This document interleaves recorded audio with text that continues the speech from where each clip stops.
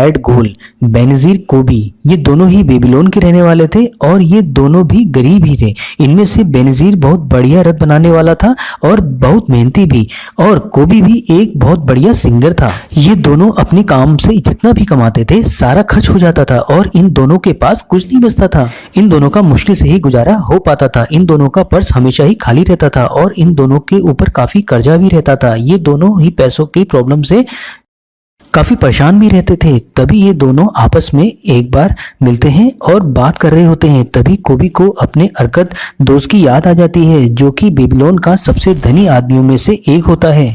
अरकत भी बहुत समय पहले बेनजीर और कोबी जैसा बहुत गरीब था। उन तीनों ने ही एक साथ अपनी पढ़ाई खत्म की थी। उस समय अरकत भी बहुत ज्यादा होशियार नहीं था और न ही किसी काम में तेज और न अक्लमंद। वो तीनों ही आपस में खेला और घुमा करते थे, लेकिन इन सब के बाद भी वो बेबीलोन का सबसे अमीर लोगों में शामिल हो गया। उसी समय कोबी और बेनजीर भी अपने गरीब दोस्तों के साथ अरकत के साथ मिलने प्लान बनाते हैं, जिससे वो भी अमीर बनने का सीक्रेट जान पाए और अपनी किस्मत बदल पाए। अब बढ़ते हैं दूसरे लेसन की ओर, the richest man in the Babylon. Arkad Babylon का सबसे अमीर आदमी था। वो अपनी वेल्थ और काइंडनेस के कारण काफी दूर तक फेमस भी था। वो अपनी वेल्थ गरीबों के साथ पूरी दिल के साथ दान करता था और बहुत ज्यादा खर्च भी करता था। लेकिन इन सब के बावजूद भी अरकत की दौलत कभी भी कम नहीं होती थी, उल्टा और तेजी के साथ ग्रो होती जा रही थी। एक बार बेनजीर कोबी अरकत के आलीशान महल में आए। तब बेनजीर और कोबी ने अरकत से पूछा, जब तुम भी हमारी तरह गरीब थे तब तुमने ऐसा आखिर क्या किया जिससे तुम बेबीलोन के रिचेस्ट पर्सन बन गए? तब अरकत कहता है, अगर तुम लोगों को पैसे में दिक्कत आ रही है, इसका मतलब ये हुआ तुम अभी तक दौलत को इकट्ठा करने के सही नियमों को सही से नहीं जानते हो या फिर इन नियमों का पालन नहीं करते हो। अरकत इसी बात पर अपनी स्टोरी बताना शुरू कर देता है। चलिए दोस्तों, अब बढ़ते हैं अरकत की अमीर बनने की स्टोरी में। मैंने अपनी शुरुआत बर्तन के काम से की और मैं काफी डिटरमिन्ड भी था अपने काम में, लेकिन महीनों मेहनत करने के बाद भी अपनी कोई दौलत इकट्ठा नहीं कर पाया। एक दिन अपने काम के सिलसिले में एक मशहूर व्यापारी अल्केमिस्ट मेरे पास आए, जो कि उस समय के बेबीलोन के कई बड़े आदमियों में से एक थे। उसी समय काम के दौरान मैंने पूछा, अल्केमिस्ट, आप बेबीलोन के काफी अमीर आदमी हो, क्या आप मेरे को भी ये सीक्रेट बता सकते हो कि मैं कैसे अमीर हो सकता हूँ? अगर आप मेरे को ये बताएंगे तो सारी रात मैं आपका काम करूंगा और सुबह तक आपका काम पूरा हो जाएगा। और जैसे ही साहूकार अल्केमिस्ट ने सुना तो वो तुरंत राजी हो गया। फिर क्या था, मैंने सारी रात जगकर उनका काम अच्छे से पूरा कर दिया और उन्होंने भी सुबह अपना वादा पूरा किया। फिर अल्केमिस्ट ने अरकत को दौलत कमाने का पहला सिद्धांत बताया, जो कि इस प्रकार है। पहला सबक, अल्केमिस्ट ने कहा, तुम जितना कमाते हो उसका 10% अपने पास ही रखोगे।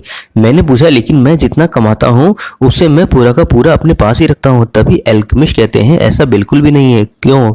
तुम बेबीलोन में रहकर खाने के पैसे नहीं देते? क्या तुम कपड़े खरीदने के बाद उसके पैसे नहीं देते? क्या तुम बेबीलोन में बिना पैसे खर्च किए जिंदा रह सकते हो? तुम्हारी पिछले महीने या पिछले साल की कमाई कहाँ है? तुम बाकी सबको तो पैसे देते हो लेकिन अपने आप को नहीं।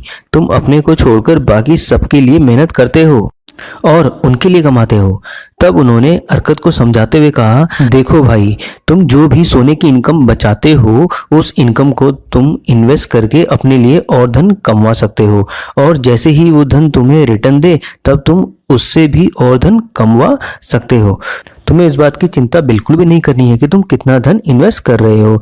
तुम्हें इस बात की चिंता नहीं करनी है कि उससे कितना रिटर्न आ रहा है, कम या ज्यादा। तुम्हें बिना चिंता करे सिर्फ अपनी इनकम का 10% ही इन्वेस्ट करना होगा। अब आते हैं इस कहानी की समरी में।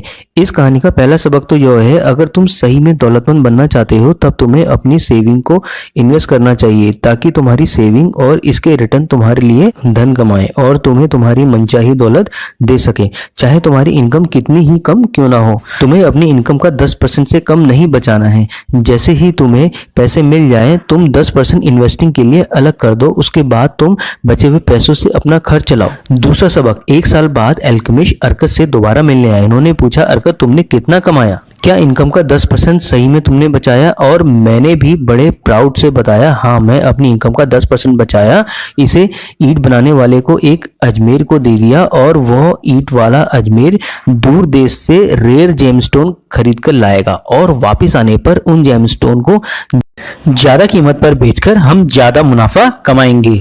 ये सुनने के बाद अल्केमिस्ट गुस्से में लाल होकर बोला, तुमने जेमस्टोन के बारे में एक ईंट बनाने वाले पर क्यों भरोसा किया? क्या कभी जूते सिलने वाले से खाने बनाने की रेसिपी पूछी जाती है, लो तुम्हारी पूरी रकम ही डूब गई इस बार। अब तुम फिर से एक कोशिश करो। अगर तुम्हें जेमस्टोन के बारे में एडवाइस चाहिए होगी तो ज्वेलरी वाले के पास ही जाओगे ना। अगर तुम्हें कपड़े की एडवाइस चाहिए होगी तो कपड़े बनाने वाले के पास ही जाओगे। दूसरा सबक, एडवाइस एक ऐसी चीज है जो लोग फ्री में तो देते हैं, लेकिन इसे लेकर सतर्क रहने की जरूरत है।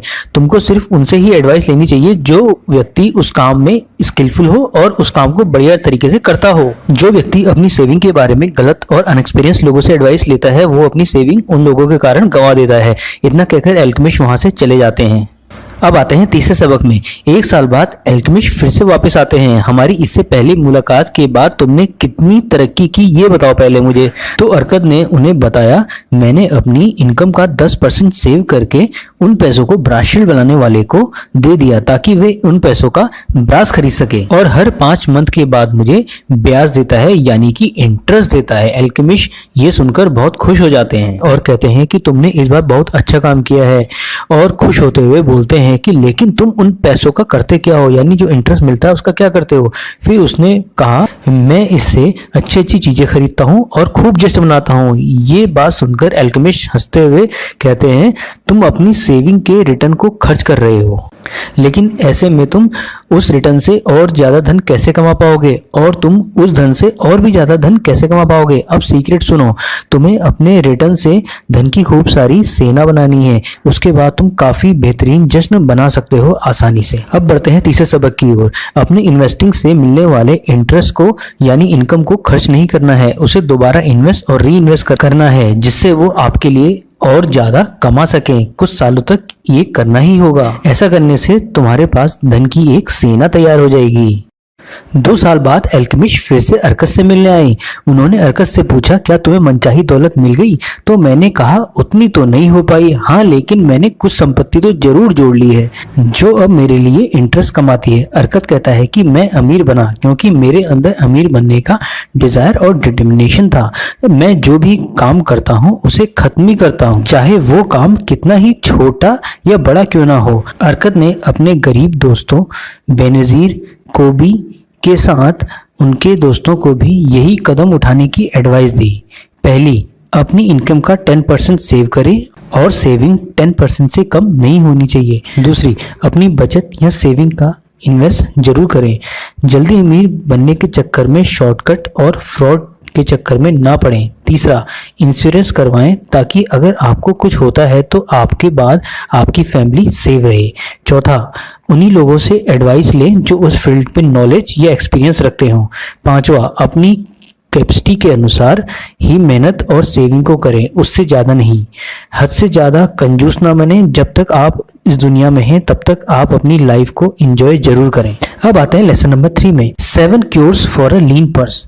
प्यारे दोस्तों, बेबीलोन एक काफी वेल्दी शहर था। इसका मुख्य कारण यहाँ के रहने वाले लोग थे जो बहुत समझदार थे और इन्होंने भी अमीर बनने के सीक्रेट सीख लिए थे।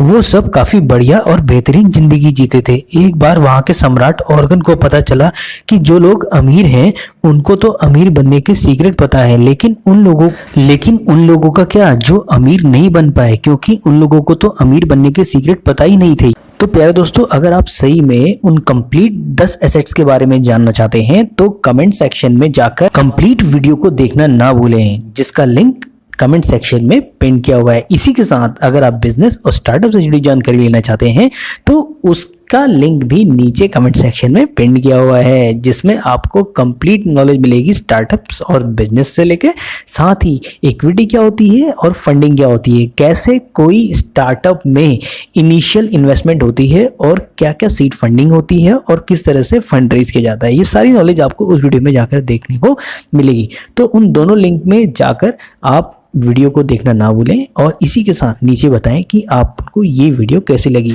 और आपको अगली वीडियो किस पे चाहिए, तो नीचे कमेंट करना ना भूलें। तो मिलते हैं एक बड़ी ऐसी अच्छी सी प्यारी सी फाइनेंशियल वीडियो में। तब तक के लिए bye, see you then, love you all.